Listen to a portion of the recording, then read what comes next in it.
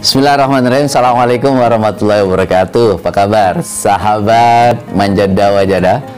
Setiap hari Rabu pagi saya akan share tentang motivasi menulis.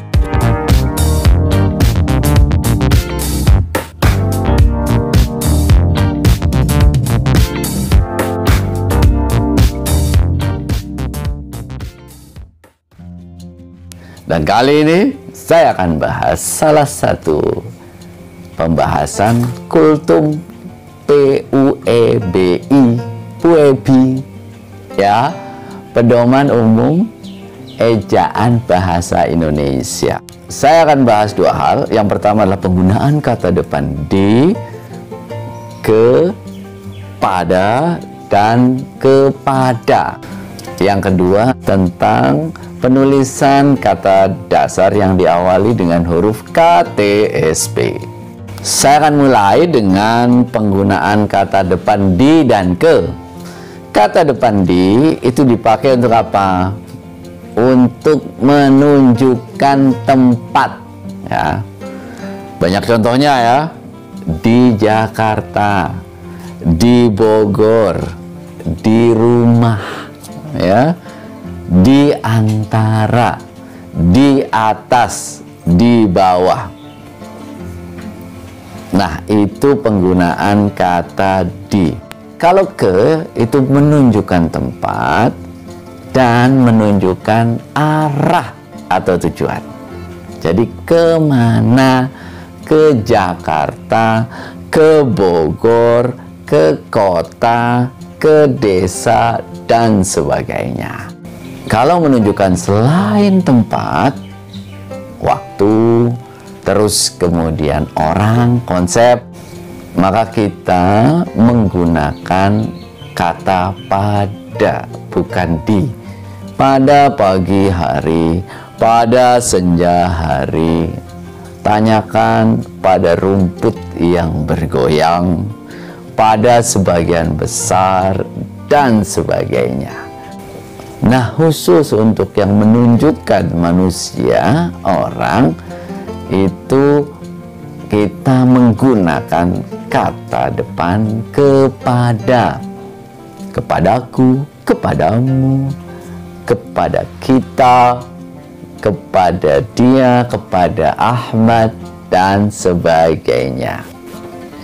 Jadi saya ulangi, kata di itu digunakan untuk menunjukkan tempat, ya, di atas, di bawah, di antara, di rumah, di Jakarta, di Bogor.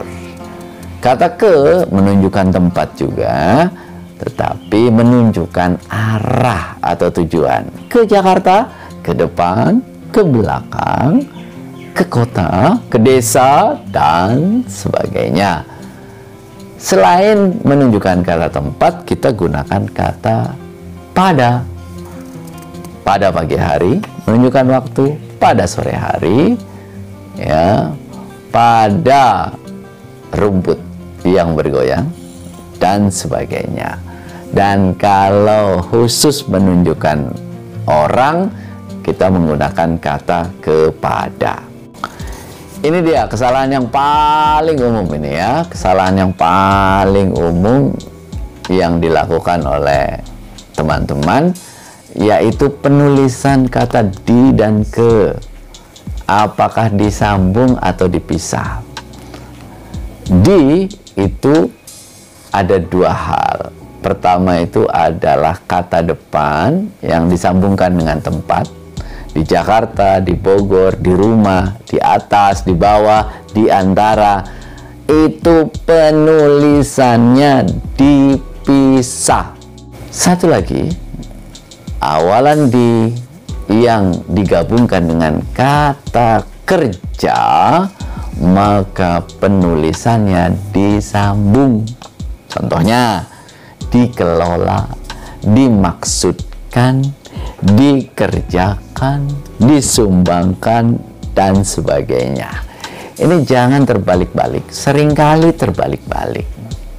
Kata di disambung dengan kata kerja, penulisannya dipisah. Nah, itu salah. Kata di yang disambung dengan keterangan tempat, penulisannya disambung, itu juga salah. Kata di yang diikuti dengan keterangan tempat, itu penulisannya dipisah. Yang diikuti dengan kata kerja, itu penulisannya disambung. Yang kedua yang ingin saya bahas itu adalah kata dasar berawalan KTSP. Ini menarik ini. Ini sering juga terjadi banyak kesalahan ini. Kata dasar berawalan KTSP. Ada dua aturan umumnya ya.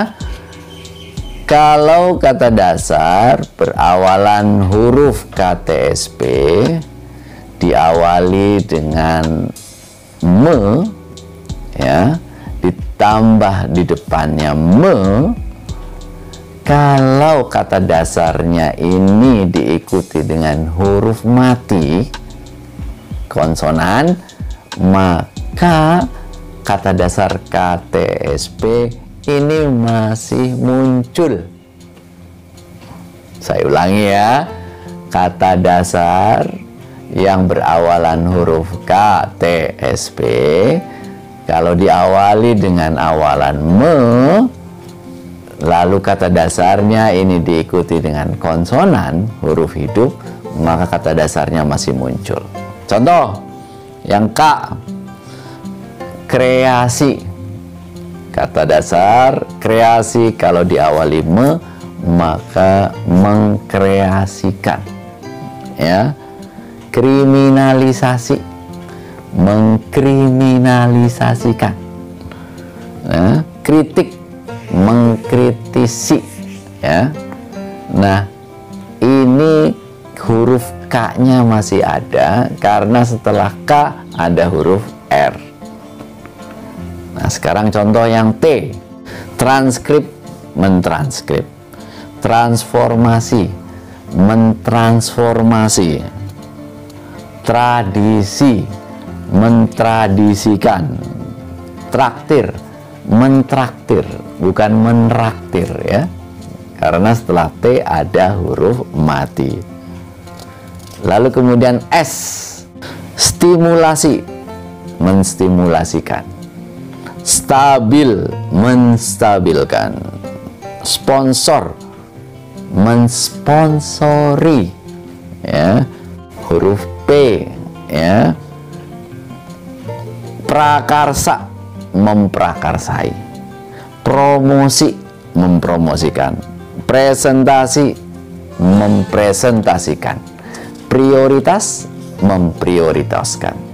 Dan hukum yang kedua, aturan yang kedua, kalau diawali dengan me, kata dasar KTSP yang diikuti dengan huruf hidup A, I, U, E, O, vokal, maka K-nya itu melebur. Contoh, ya, huruf K. Kontrol, mengontrol. Komunikasi, mengomunikasikan, bukan mengkomunikasikan. Ya, kalah, mengalah. Kejar, mengejar. Sekarang contoh T. Tanya, menanyakan. Tegur, menegur. Ya, tegas, menegaskan. Tolong, menolong. Huruf T-nya hilang. S. Sabar, menyabari, bukan mensabari. Sokong, menyokong. Senang, menyenangi. Siap, menyiapkan. Huruf S-nya hilang karena setelah huruf S diikuti huruf hidup. Dan terakhir adalah P. Sama ya hukumnya. Kalau huruf P, setelah huruf P diikuti huruf hidup A, I, U, E, O, maka P-nya hilang. Ini sering banget salah nih. Publikasi, mempublikasikan. Potret, memotret. Posisi, memosisikan. Ya. Pidana, memidanakan. Pudar, memudar. Jadi huruf P-nya itu melebur, kalau setelah huruf P itu A, I, U, E, O. Dan demikian rekan-rekan sekalian, mudah-mudahan bisa bermanfaat buat kita semuanya. Saya akan hadir setiap hari Rabu pagi dalam motivasi menulis. Ada banyak agenda, ada ngobrol dengan penulis, ada bedah buku, ada bedah aturan bahasa, ada tips trik menulis dan sebagainya. Dan seperti biasa, yang mau e-book ya, catatan tadi tentang penggunaan kata di, kepada, dan penggunaan KTSP, yang ingin catatannya, bukletnya, silahkan ya subscribe ya channel saya, lalu screenshot dan kirimkan bukti subscribe Anda ke nomor handphone 0812 9330 4710.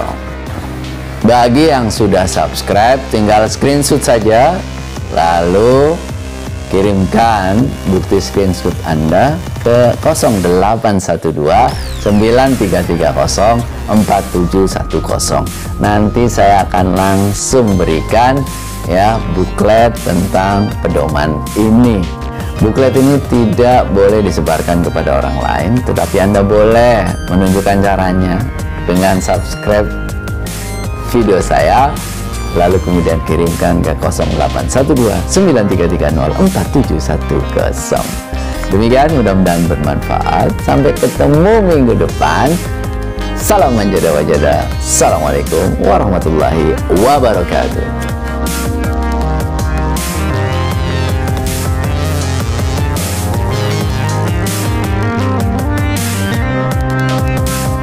Rekan-rekan sekalian, materi-materi tentang bagaimana menulis itu saya rangkum dalam buku saya untuk panduan lengkap menulis buku dalam 180 hari.